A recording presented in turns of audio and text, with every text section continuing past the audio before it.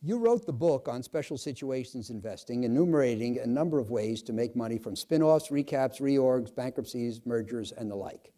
Given that you wrote the book, and thus there were no books before you wrote yours, how did you figure out how to invest in this way? How did you figure out what was important and where you could and couldn't make money?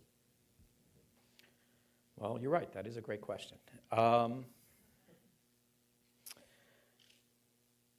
I actually started, my first job was with, they didn't call them hedge funds back then, but it was with a risk arbitrage firm. And risk arbitrage, otherwise known as merger arbitrage, involves buying a company after a merger deal is announced and hoping that it closes.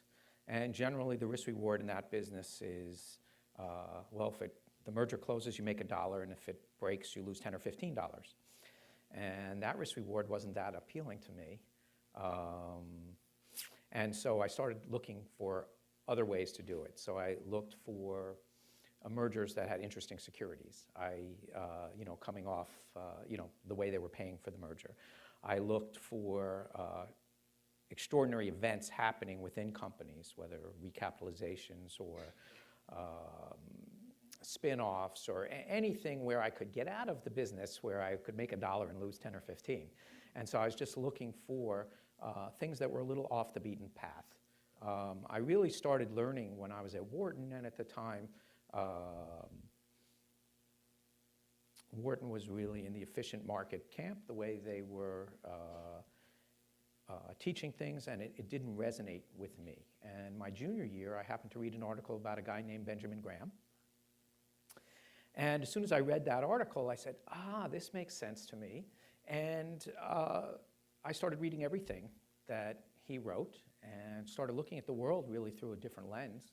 And that lens was not the first job I took, which was risk arbitrage. It was really looking for figuring out what something is worth and paying a lot less, leaving a large margin of safety. And so these special situations gave me that opportunity. I opened up that book, You Can Be a Stock Market Genius, one of the worst titles ever given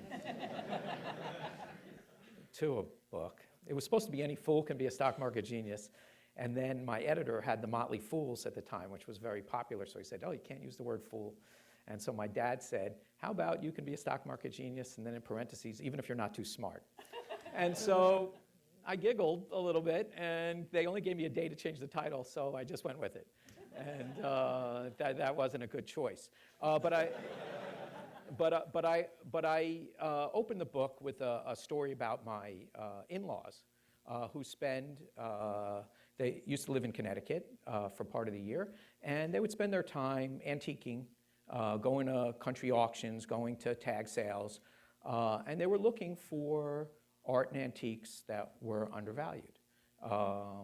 And when they found a painting at a country auction or at a tag sale, the question they asked was, if they saw a painting by an artist and they had seen that that artist had just gone for auction with a similar type painting, similar size, similar genre, whatever it was, and it had sold at auction recently at 2 or 3 times the price that they could buy it for, they would go buy it.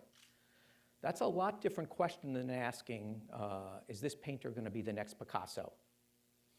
That's a much harder challenge. So I opened the book saying special situation is a little like that. You don't want to be so smart to know who's going to be the next Picasso. You sort of want to look a little off the beaten path because this is a little more obscure. It's smaller market cap. It's something strange is going on, and the normal people who follow this aren't going to look at it because it's too complicated, or you got to read a 400-page thing, or the piece being spun off is not really why people bought the original stock in the first place. It's for the small, not for the little small business that's being spun off. So these were discarded things. So it was my way of making the challenge easier, finding things that were selling well below their fair value. It wasn't so much. I finished that first chapter of You Can Be a Stock Market Genius with a story about the plumber who comes to your house and bangs on the pipe once and says that'll be $200. Fixes your pipes and says that'll be $200. you say to the plumber, what do you mean $200? You came here and banged on the pipe once. He says, oh, no, that's only $5. It's $195 to know where to bang. So that's how I view special situation investing, just making the challenge easier. And so I'd rather be a little, not as smart and a little bit lazy, but go for, Warren Buffett would call them 1-foot hurdles. Why go around looking for 10-foot hurdles to jump over if you could find some 1-foot ones? So I don't have to be all that smart to be good if I'm looking in the right places. You know, Joel, I wrote a memo in January of 14 called Getting Lucky. I told the story of a guy who was working on becoming a better poker player. So he's working on learning the odds of getting the cards you need, the odds that the hand you had would beat other hands, the tells that tell you whether the other side is bluffing or not. And his uncle said to him, you're wasting your time trying to become a better poker player. Why don't you just find an easier game? And it sounds to me like what you did is look for what you thought were easy games. Yeah, it's, the last story I told in the book that illustrates the same point is I tell a story that I lost a bet. And the loser had to take the winner to the best restaurant in New York. At the time, it was Lattès. There was a chef there, Andre Saltner, which at the time was considered probably the world's greatest chef. And so first I called up and they wouldn't give me a reservation. I said, I'll take any time, any day. And they said, sorry. And I didn't understand that. And it turns out, there's some 30-day period where they'll only book for 30 days, and they were all booked. So I kept calling back, finally got in. We get to the restaurant, and I wasn't really paying attention to who came over to take my order, but I pull out my menu and point to one of the appetizers, and I said innocently, I pointed to one, and I said, is this one any good? So Andre Saltner turns to me and says, no, it stinks.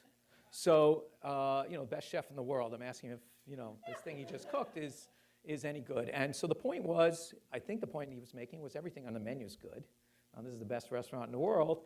And so I try to shop in the best places where almost everything is good, and I just have to discern between a bunch of different good things.